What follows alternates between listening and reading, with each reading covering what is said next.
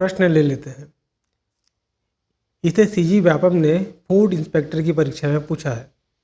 प्रश्न है, दो बहुभुजों की भुजाओं की संख्या का अनुपात 1:2 है।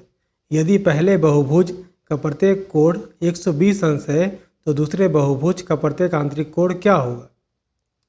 इस प्रश्न में बोला जा रहा है कि दो बहुभुज है जिनकी भुजाओं की संख्या का अनुपात 1:2 है।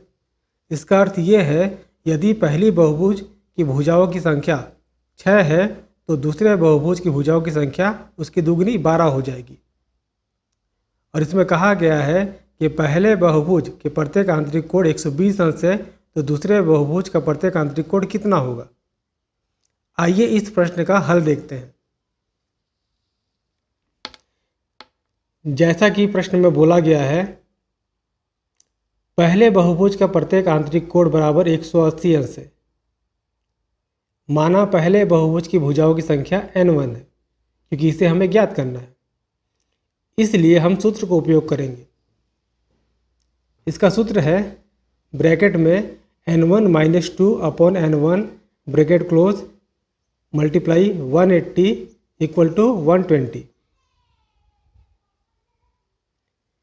120 यहाँ पर प्रत्येक आंतरिक कोण का मान है।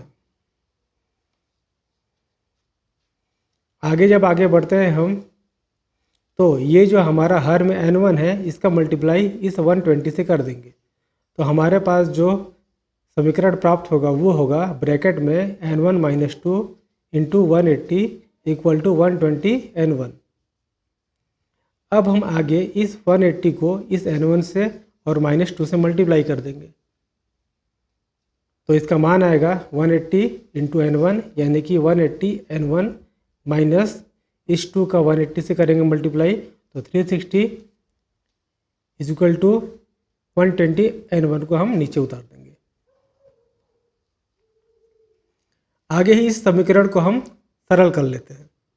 सरल कर लेंगे तो हमारे पास 180 n1 3n1 के रूप में प्राप्त होगा, माइनस 360 6 के रूप में प्राप्त होगा और ये 120 n1 2n1 के रूप में प्राप्त होगा।